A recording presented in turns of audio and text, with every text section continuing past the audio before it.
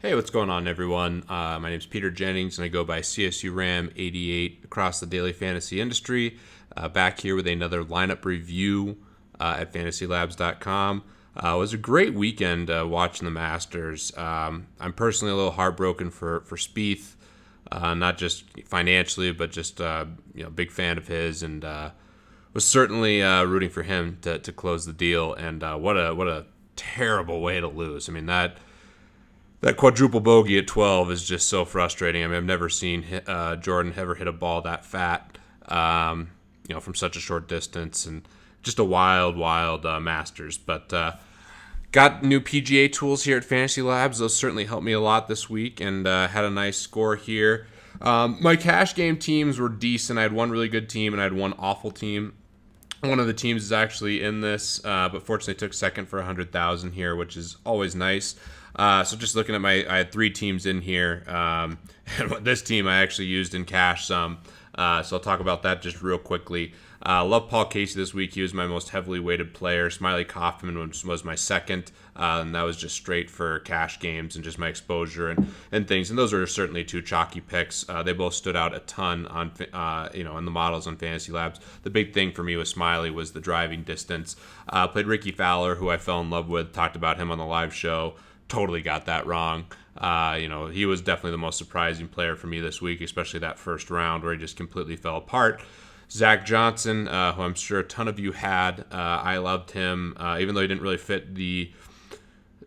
what you're looking for in terms of statistics for the Masters. He's not long. We identified driving distance is a big thing, and par 5 scoring is also big, but he has great experience here, and with the windy conditions, he bumped up my ratings a ton. I really thought he was likely to make the cut, and he played well, exceptionally well in the first group round play of the match play, where he was just destroying people. So I thought he was a great play. When he won, it was really cold and windy, and I loved him. He was a big part of my cash games. And then Schwartzel, I ended up using in some cash games. He had really good tee times for this, and that was a big part of my liking for a lot of these guys. Same with Patrick Reed, who I didn't talk too much about, but he was a strong cash game play. I had him everywhere.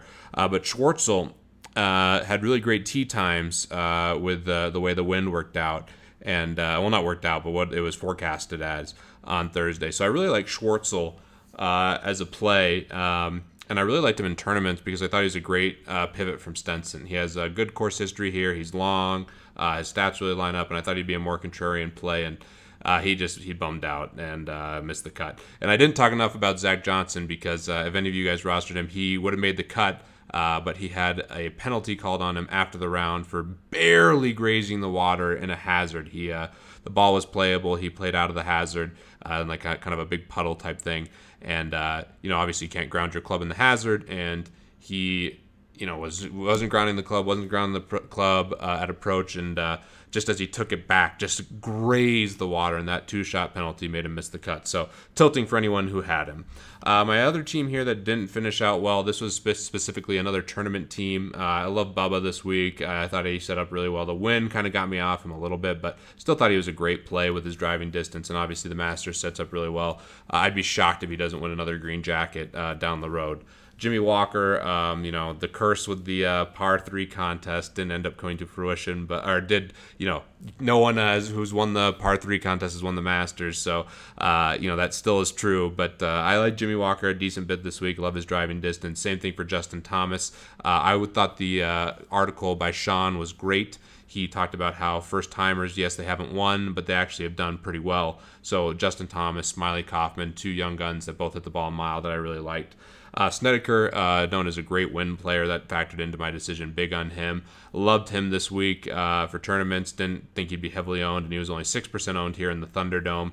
And again, there's 120 people in this, so percentage owns were a big thing here, and I thought he'd be low owned. Leishman, I kind of played him for the same reason that he'd do well and win, so I wanted to pair him with Snedeker. I'm not as confident that Leishman was as sharp of a pick as I thought he was, but he also missed the cut in a brutal way, which was really frustrating. He basically just imploded at the very end, including making a terrible bogey on 18 where he duffed the chip. That was a very easy chip, actually. So then you have him, and then Charley Hoffman, who I played on a lot of teams. He was kind of the chalk. Charley Hoffman, Smiley Kaufman were the two value plays I went to. They were chalk, and one thing on that, even with tournaments and whatnot, I don't mind just loading up on the chalk value plays in certain spots, especially for the Masters where I feel pretty confident about my research.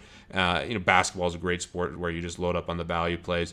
Baseball, it's not quite as there's so much variance. Loading up on the high owned value plays is probably not as good.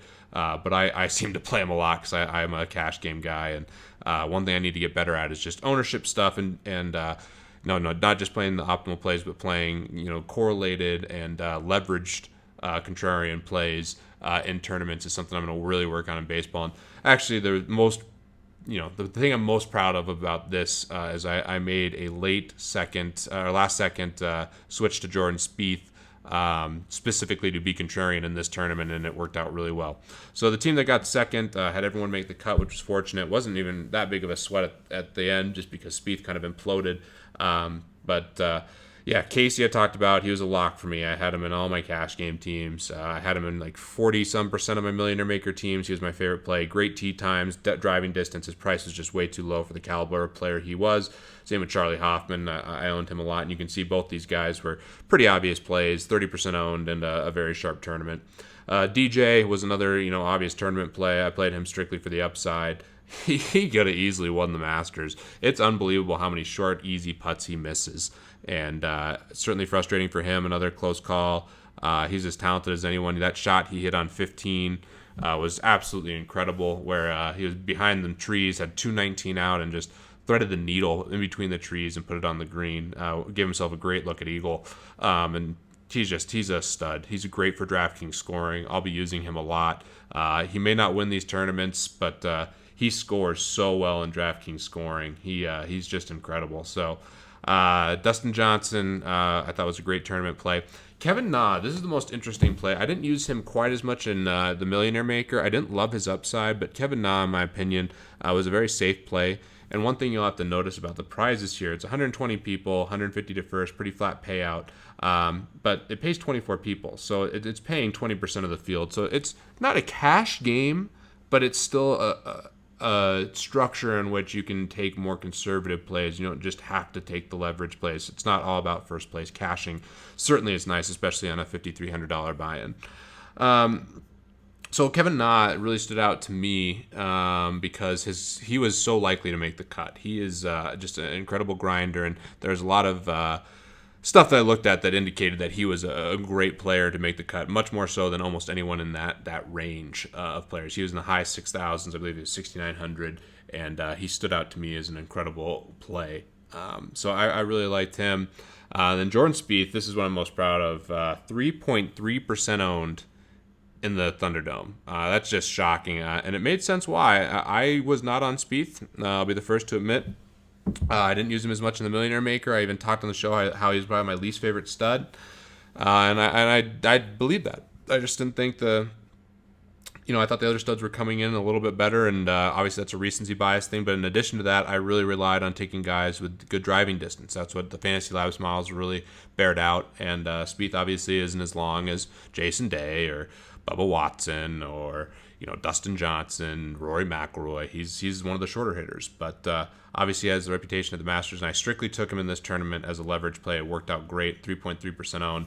As I talked about before, absolutely heartbroken that he that he didn't take this thing down.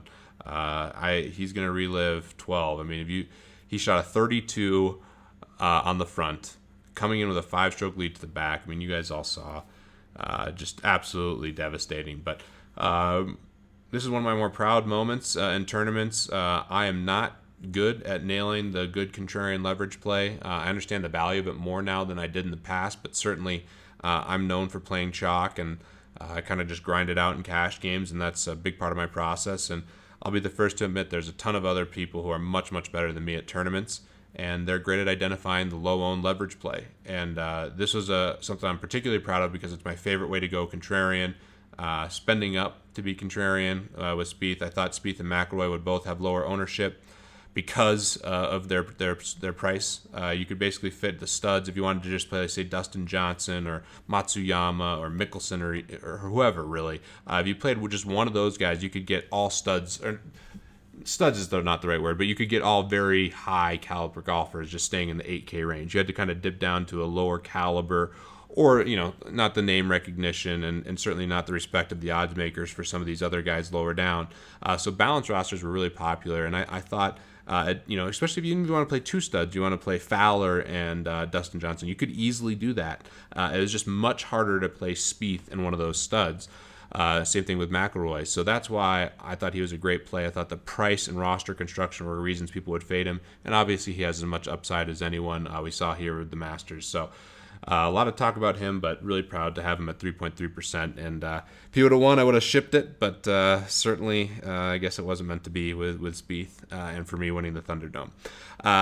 Then I took Weisberger as my last play. I thought he was another low-owned guy. Played him a ton in the Millionaire Maker. Loved the stats on him. And yeah, he was a golfer that I was really bullish on for the weekend. He worked out, not a great round, but he made the cut and made some birdies, and certainly a player that I'll be watching going forward. I think he has a lot of value. So the Masters was a ton of fun for me. I hope you guys did well. Saw a lot of positive things about the Masters and Fantasy Labs tools. That makes me so pumped. Would love to get more feedback on that. And same thing with the lineup reviews. Whatever you guys want to see. Now that I actually am injured and home all the time, not out playing golf and doing stuff like that, I'll be making these videos. I know I've said that in the past. I need to get in a good routine and have something weekly coming out with the lineup reviews. So open to that. Certainly guilty of wanting to do a lineup review after a nice score, and I will be the first to admit that, but was a lot of fun to watch it. Hope you guys learned something potentially in this video, and I really hope you guys enjoyed the Fantasy Labs PGA tools. We'll be back again doing another podcast this Tuesday. I am ecstatic for it.